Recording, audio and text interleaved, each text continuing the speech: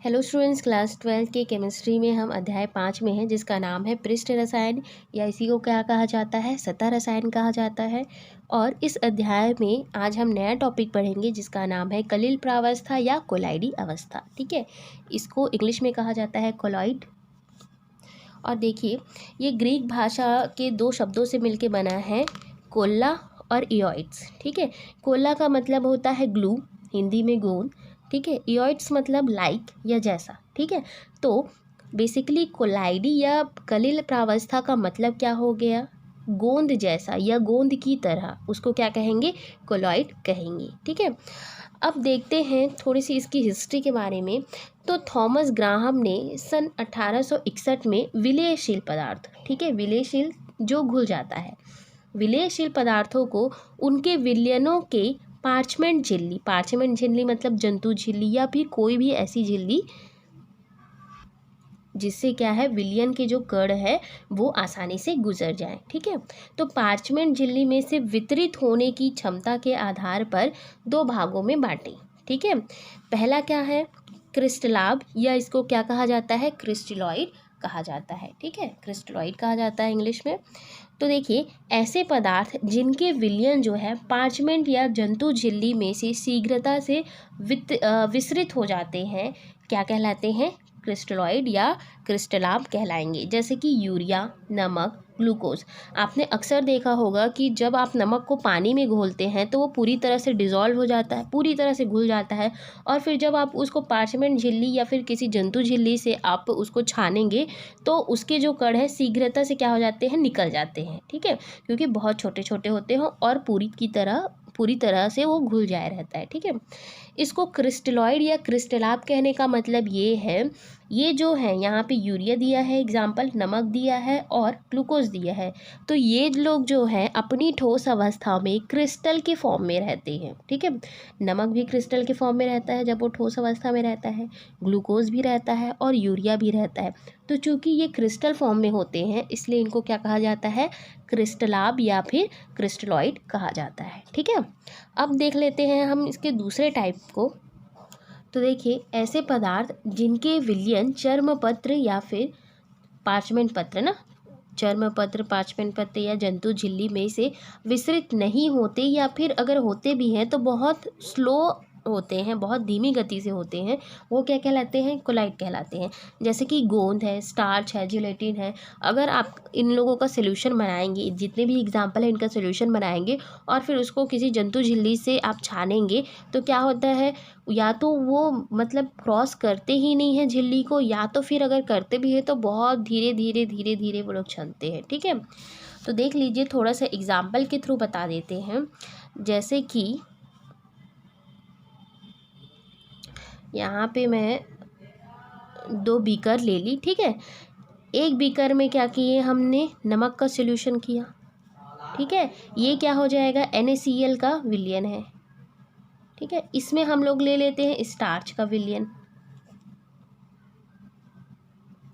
ठीक है, अब देखिए, ये जो सॉल्यूशन है इसको अगर हम किसी पार्चमेंट झिल्ली या फिर चर्मपत्र या फिर जंतु झिल्ली से छानेंगे तो इसके जो कण हैं आसानी से छन जाएंगे। ठीक है, और जल्दी छन जाएंगे। लेकिन इसके जो इस सॉल्यूशन के जो ये जो सॉल्यूशन है इसको अगर हम छानेंगे तो ये बहुत धीरे धीरे जाएगा। ठीक, तो ये जो है गोंद, स्टार्च, जेलेटिन, ये क्या होते हैं, गोंद की तरह होते हैं, इसलिए इनको क्या कहा जाता है, कोलाइड कहा जाता है। ठीक है, मैंने शुरू में ही आपको बताया कि कोलाइड क्या होता है, दो वर्ड से मिलके बना है, एक कोल्ला और एक इयोइड्स। ठीक है, कोला का मतलब है गोंद और इयोइड्स मतलब जैसा। ठीक है, तो ये सब कैसे हैं, गोंद जैसे हैं, इसलिए इनको क्या कहा गया, कोलाइड कहा गया। ठीक है, और क्रिस्टलाब या क्रिस्टलॉइड किसे कहेंगे, जिसमें वो जो जिनको विलय करते हैं वो कौन से फॉर्म में रहते हैं, ठोस अवस्था में, क्रिस्टल की अवस्था में रहते हैं, इसलिए उनको क्या कहा जाता है, क्रिस्टलॉइड कहा जाता है। जैसे कि देखिए, NaCl जो है अपनी ठोस अवस्था में क्रिस्टल के फॉर्म में रहते हैं, इसलिए उनको क्या कहेंगे, क्रिस्टलॉइड कहेंगे। ये जो स्टार्च है ये कैसे होते हैं, गोंद की तरह होते हैं, इसलिए इनको क्या कहा गया, कोलॉइड्स कहा गया। ठीक है, लेकिन ये थॉमस ग्राहम ने जो कॉन्सेप्ट दिया ठीक है, कि जो छन जाते हैं वो क्रिस्टलाभ हो गए और जो धीरे गति से छनते हैं या जो नहीं छन पाते हैं चर्मपत्र झिल्ली से वो कोलाइड हो गए। तो इस थ्योरी को जो है नहीं माना गया। ठीक है, क्यों नहीं माना गया? क्योंकि देखिए यहाँ पे एक कंडीशन लागू होता है। तो अगर मैं दो सॉल्वेंट लूँ, एक ले लेते हैं जल, एक ले लेते हैं अल्कोहल। ठीक है, अब अगर हम जल में NaCl मतलब नमक को घोलें तो वो क्या कहलाएगा? क्रिस्टलॉइड हो जाएगा। लेकिन अगर हम उसी NaCl को अल्कोहल में घोलें तो अल्कोहल में घोलने से क्या होगा? उसके जो पार्टिकल्स या उसके जो कण होंगे वो जंतु झिल्ली से बहुत धीरे गति से छनेंगे। ठीक है, या तो फिर छनेंगे ही नहीं। तो यहाँ पे ये किस तरह का व्यवहार कर रहा है? क्रिस्टलाभ की तरह व्यवहार कर रहा है। और यहाँ पे जब हमने उसके विलायक को बदल दिया, हमने उसको अल्कोहल में घोला, तो वो किस तरह का बिहेव कर रहा है? वो कोलाइड की तरह बिहेव कर रहा है। उसी तरह एक और एग्जाम्पल लेते हैं साबुन को। ठीक है, साबुन, देखिए अगर साबुन को जल में घोला जाए तो साबुन क्या हो जाएगा? कोलाइड होगा। ठीक है, क्योंकि साबुन किस तरह का व्यवहार करेगा? अगर जल के साथ मिलेगा तो कोलाइड की तरह व्यवहार करेगा। और यही साबुन को अगर अल्कोहल में घोल दे, ठीक है, तो वहाँ पे ये क्रिस्टलाभ या फिर क्रिस्टलॉइड की तरह व्यवहार करेगा। ठीक है, तो देखिए यहाँ पे कंडीशंस के ऊपर डिपेंड कर रहा है। इसीलिए जो थॉमस ग्राहम ने कॉन्सेप्ट दिया वो अमान्य रहा या फिर असफल रहा कह सकते हैं। क्योंकि यहाँ पे देखिए हम सेम चीज़ ले रहे हैं, बस यहाँ पे विलायक अलग अलग ले रहे हैं। तो अलग अलग विलायक में इनकी प्रकृति भी देखिए अलग अलग हो जा रही है। यहाँ पे जल के साथ NaCl जो है क्रिस्टलाभ या क्रिस्टलॉइड की तरह बिहेव कर रहा है, यहाँ पे क्या कर रहा है? कोलाइड की तरह बिहेव कर रहा है। यहाँ पे जो साबुन है जल के साथ कोलाइड की तरह बिहेव कर रहा है, और जो साबुन है अल्कोहल के साथ मिला दे उसको तो वो क्रिस्टलाभ की तरह बिहेव करेगा। ठीक है, उसी तरह एक और एग्जांपल ले ले तो जो सल्फर है, ठीक है, सल्फर है, इसको जब हम जल में घोलते हैं तो जल में घोलने पर ये कोलाइड की तरह बिहेव करता है।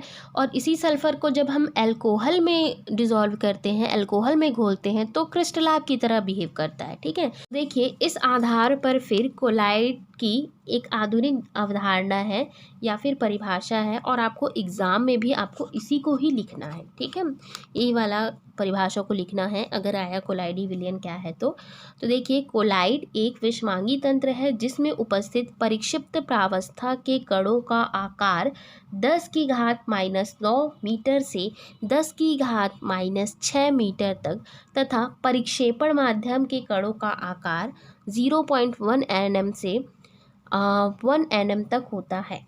ठीक है, कोलाइड जो है वास्तविक विलयन और निलंबन के बीच की अवस्था है, उसको क्या कहा जाता है? कोलाइडी अवस्था कहा जाता है। ठीक है, अब यहाँ पे एक वर्ड आया, एक नहीं दो वर्ड आए, क्या आया? परिक्षिप्त प्रावस्था और परिक्षेपण माध्यम। इसको आपको मेन समझना है क्योंकि ये वर्ड जो है बहुत जगह पे अगर आएंगे तो आपको कंफ्यूज नहीं होना है, आपको इनका मीनिंग पता होना चाहिए कि ये दोनों चीज़ें हैं क्या, परिक्षिप्त प्रावस्था और परिक्षेपण माध्यम। ठीक है, यहाँ पे विषमांगी कहने का मतलब भी मैं आगे समझाऊंगी कि विषमांगी क्यों कहा गया। इसके पहले हम परिक्षिप्त प्रावस्था और परिक्षेपण माध्यम को समझ लेते हैं थोड़ा सा। ठीक है, तो आपको कोलाइडी वाले परिभाषा में बेसिकली लिखना क्या है कि एक विषमांगी तंत्र है और कोलाइड जो है वास्तविक विलयन और निलंबन के बीच की अवस्था है। इसमें जो परिक्षिप्त प्रावस्था के कणों का आकार है वो इतना होता है और परिक्षेपण माध्यम के कणों का आकार इतना से इतना होता है। ठीक है, इसके बाद मैं आपको इन दोनों का मीनिंग जो है, इन दोनों की चीज़ों के बारे में बताती हूँ। तो देखिए कोलाइड विलयन की प्रावस्थाएं। ठीक है, तो कोलाइड विलयन में दो अवस्थाएं बताई गई है, एक परिक्षिप्त प्रावस्था और एक परिक्षेपण माध्यम। इंग्लिश में परिक्षिप्त प्रावस्था को बोला जाता है डिस्पर्स्ड फेस और परिक्षेपण माध्यम को कहा जाता है डिस्पर्सन मीडियन। ठीक है, तो देखिए यह कोलाइडी विलयन में विलेय पदार्थ के कणों की प्रावस्था है और यह विलायक माध्यम है जिसमें कोलाइडी कण वितरित होते हैं। या फिर इसको और अगर सिंप्लीफाई करूं, बहुत सिंपल से समझाऊं तो आप एक सॉल्यूशन मान लो। ठीक है, पानी है, इसमें क्या है? जल या पानी है। ठीक है, इसमें हम डाल देते हैं नमक। ठीक है, विलेय कौन और विलायक कौन? इसमें नमक क्या हो जाएगा? विलेय, और जल क्या हो गया, विलायक। ठीक है, तो ये जो विलेय है ये क्या कहलाएगा, परिक्षिप्त प्रावस्था। ठीक है, विलेय क्या हो जाएगा, परिक्षिप्त प्रावस्था। और ये जो जल है, जो विलायक है, जो क्या काम कर रहा है, माध्यम का काम कर रहा है, ये क्या कहलाएगा, परिक्षेपण माध्यम। ठीक है, समझ गए, बहुत ही इजी है। यहाँ पे सिर्फ टर्म्स को बदला गया है। बाकी जैसा कि हम विलयन, सामान्य विलयन के बारे में पढ़ते हैं कि दो चीज़ें होती है, एक विलेय होता है, एक विलायक होता है। यहाँ पर भी सेम चीज़ है कोलाइडी विलयन में, लेकिन यहाँ पे जो टर्म्स हैं वो अलग अलग है। ठीक है, परिक्षिप्त प्रावस्था और एक होता है परिक्षेपण माध्यम। ठीक है, तो कोलाइडी विलयन में जो विलेय का कण होगा वो क्या होगा, परिक्षिप्त प्रावस्था होगा।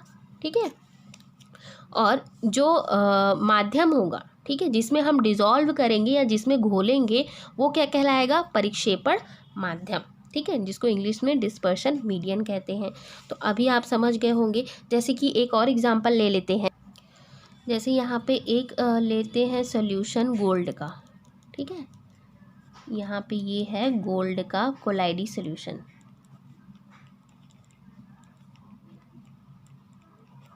कोलाइडी विलयन। ठीक है, तो इस गोल्ड के कोलाइडी विलयन में जो गोल्ड के कण होंगे, ठीक है, गोल्ड के कण क्या होंगे, परिक्षिप्त प्रावस्था। ठीक है, गोल्ड के कण क्या होंगे, परिक्षिप्त प्रावस्था। और इसको हमने घोला किस में है, जल में घोला है। ठीक है, तो जल क्या हो जाएगा, परिक्षेपण माध्यम।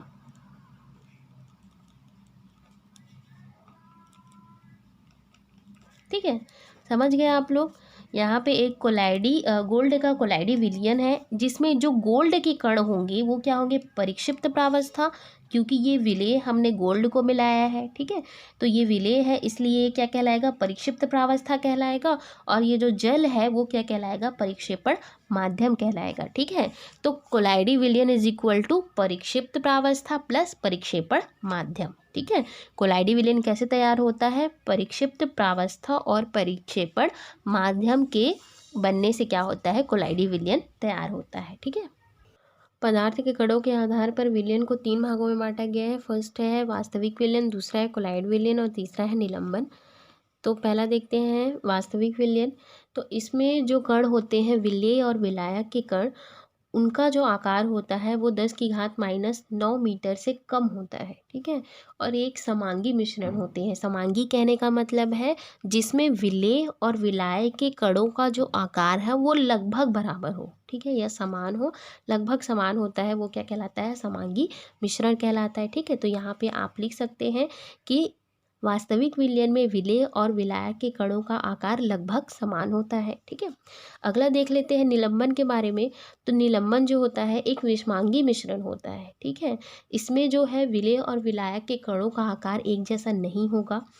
कहने का मतलब है इसमें विलेय के कणों का आकार बड़ा होगा और विलायक के कणों का आकार छोटा होगा। एक एग्जाम्पल देते हैं रेत का। ठीक है, जब रेत को हम पानी में घोलते हैं, तो घुलेगा तो है नहीं। ठीक है, कभी रेत और पानी घुलता है क्या, नहीं, बिल्कुल नहीं घुलता।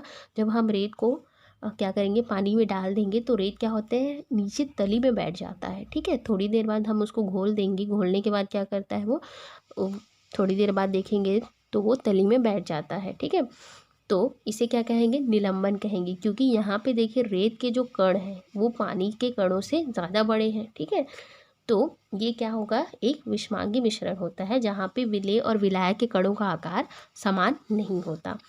अगला आ जाता है कोलाइडी विलयन। ये जो होता है विषमांगी मिश्रण होता है। विषमांगी मिश्रण जिसमें विलेय और विलायक के जो कण हो वो बराबर ना हो। ठीक है, तो इसमें विलेय के कणों का आकार कितना होता है, 10⁻⁹ मीटर से 10⁻�6 मीटर तक होता है। और विलायक के कणों का आकार कितना होता है, 0.1 nm से 1 nm तक होता है। ठीक है, तो ये है तीनों के बारे में थोड़ा थोड़ा। इन तीनों का अंतर भी देख लेते हैं थोड़ा सा। ठीक है, तो यहाँ पे कुछ गुण दिए गए हैं, इन गुणों के आधार पर हम तीनों में अंतर देखेंगे। तो फर्स्ट है प्रकृति। तो अभी मैंने जैसा बताया कि वास्तविक विलयन क्या होते हैं, समांगी तंत्र होता है, समांगी मिश्रण है। कोलाइडी क्या होता है, विषमांगी मिश्रण है। और निलंबन क्या है, एक विषमांगी मिश्रण है। दूसरा है कणों का आकार। तो इसमें कणों का आकार कितना होता है, 10⁻⁻9 मीटर से कम होता है। और इसमें क्या होता है, 10⁻⁻9 से 10⁻⁻6 मीटर के बीच होता है। निलंबन में 10⁻⁻6 मीटर से ज़्यादा होता है, क्योंकि इसके जो कण होते हैं, विलय के कण काफ़ी बड़े होते हैं। ठीक है। विसरणशीलता मतलब क्या होगा, ये आसानी से विसरित हो जाते हैं, मतलब पूरे बहुत अच्छे से घुल जाते हैं, कहने का मतलब है। ये क्या होता है, धीरे धीरे विसरित होता है, धीरे धीरे घुलता है। और ये क्या होते हैं, विसरित नहीं होते हैं, जैसे कि अभी मैंने बताया रेत और पानी, जो कि बिल्कुल भी एक दूसरे में मिलते नहीं हैं। ठीक है।